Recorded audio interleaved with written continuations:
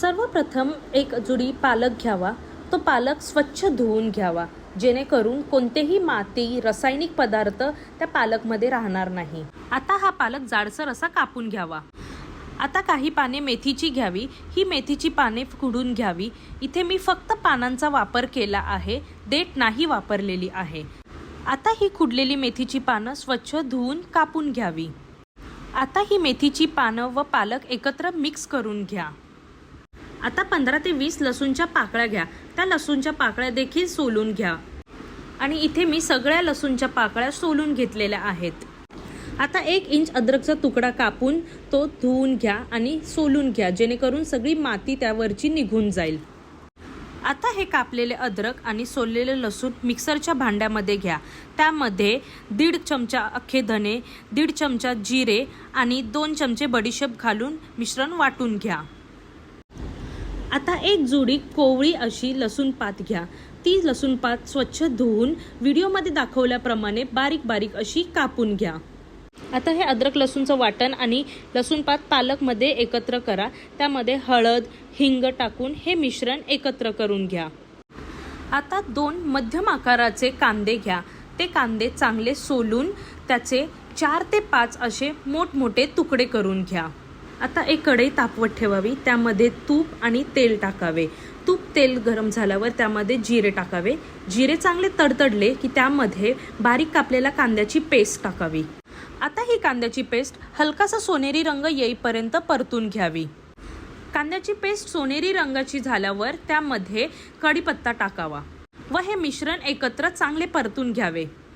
आता यामध्ये बारीक कापलेला असा लसूण टाकावा व हा लसूण देखील चांगला असा परतून घ्या। इथे मी मध्यम आकाराचे 2 टोमॅटो घेतले आहेत।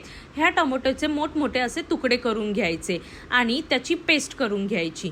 ही पेस्ट कांद्याच्या पेस्टमध्ये टाकावी। आता हे टोमॅटोची पेस्ट आणि कांद्याची पेस्ट एकत्र एकजीव करून घ्यायची आणि जोपर्यंत टोमॅटोच्या पेस्टला तेल सुटत नाही तोपर्यंत हे मिश्रण चांगलं असं मिक्स करून घ्यायचं।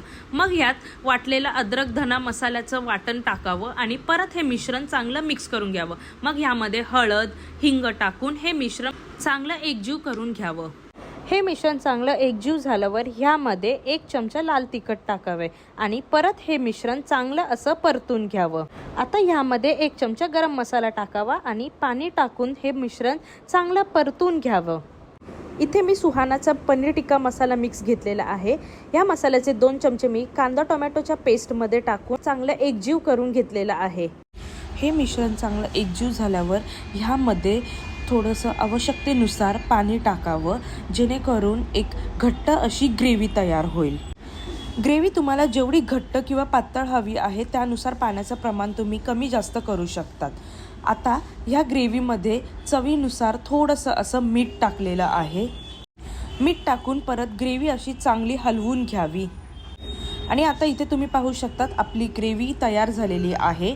इथे मी थोडीशी अशी कोथिंबीर कापून घेतलेली आहे आणि ही कोथिंबीर आता तुम्हाला आपल्या पालक आणि मेथीच्या मिश्रणात मिक्स करून घ्यायची आहे व त्यातलीच थोडीशी अशी आपल्या ग्रेव्हीमध्ये देखील टाकायची आहे। आता ह्या पालक मेथीच्या मिश्रणात बेसन टाकायचे आहे। लक्षात घ्या तुम्ही हे पालक आणि मेथी ऑलरेडी ही पाणी असल्यामुळे ह्यात पाणी टाकायची गरज नाही आहे। आता ह्यात शेवटला आपण मीठ टाकणार आहोत आणि चांगल्या प्रकारे असे हे मिश्रण मिक्स करून घ्यायचं आहे। साधारण व्हिडिओमध्ये दाखवल्याप्रमाणे इतकं असं घट्टसर हे मळून घ्यायचं आहे। तेल चांगल्या प्रकारे तापल्यावर यामध्ये पालक मेथीचे कोफ्ते सोडायचे आहेत। गॅस मंद आचेवर ठेवून हे कोफ्ते चांगले शिजवून घ्यायचे आहेत। कोफ्ते साधारण जेव्हा हे अशा प्रकारे तेलावर तरंगू लागले तर समजायचे की कोफ्ते आपले तयार झाले आहेत। आता एक सर्विंग प्लेट घ्या। त्यामध्ये तयार झालेली ही ग्रेव्ही काढून घ्या आणि त्यामध्ये हे आपले पालक मेथीचे कोफ्ते ठेवा।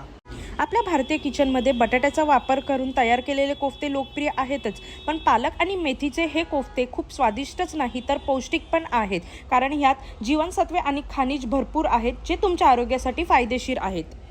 तर आजची ही आपली रेसिपी तुम्हाला कशी वाटली हे मला लाईक आणि कमेंट करून नक्की कळवा। तसेच चॅनलला देखील सबस्क्राईब करायला विसरू नका। भेटूया लवकरच पुढच्या व्हिडिओमध्ये। तोपर्यंत बाय।